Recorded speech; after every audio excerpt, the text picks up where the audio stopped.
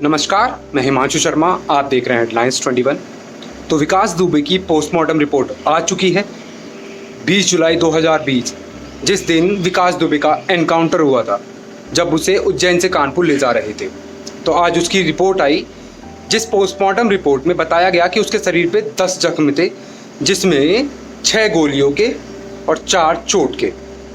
सबसे बड़ी बात कि 3 गोलियां शरीर से आर पार निकल चुकी थी, मतलब एक राइट शोल्डर से, 2 लेफ्ट शोल्डर से, और ये तीनों गोलियां बिल्कुल सामने से चलाई गई थी। बाकी 3 गोलियों के निशान कंधे और पसली में हैं। आपको बता दें कि इस रिपोर्ट में सबसे चौंकाने वाली बात तो यह आई जब गोली लगने के बाद काला निशान पड़ जाता है, वो काला निशान विकास दुबे के नहीं पड़ा। और इससे यह पता नहीं चला कि गोली किस दूरी से चलाई गई, क्योंकि जितना बड़ा काला निशान होता है शरीर पे तब लगता है कि गोली पास से चलाई गई है, और जितना छोटा काला निशान होता है तो पता चलता है पोस्टमार्टम रिपोर्ट में कि गोली थोड़ा दूर से चलाई गई है। तो कुछ ऐसा हुआ।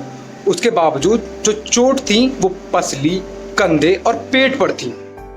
पोस्टमार्टम में बताया कि जो ये चोट हैं, जो 4 चोटें हैं, वो पहले की लगी हुई हैं।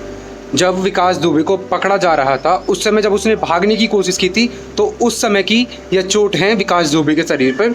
दूसरी बात कि गोलियों का निशान नहीं है, मतलब जो काला निशान होता है जिससे पता चले गोली कितनी दूर से चली है।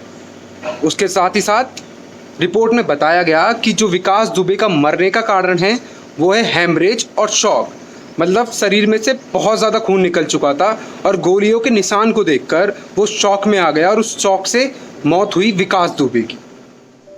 तो ये थी पोस्टमार्टम रिपोर्ट। 20 जुलाई की सुबह सुप्रीम कोर्ट ने अपनी सुनवाई में कहा कि जो कमेटी बनाई गई है विकास दुबे की जानकारी या फिर जांच के लिए, उसमें एक रिटायर्ड जज और एक रिटायर्ड डीजीपी होना ज़रूरी है। इससे पहले भी सीजेआई अरविंद बोबड़े सरकार को बहुत ज़्यादा लताड़ चुके हैं कि यूपी सरकार ने इतने बड़े बदमाश को बेल कैसे दी, उसके पास इतने सारे केस चल रहे थे तो उसको बेल कैसे मिली।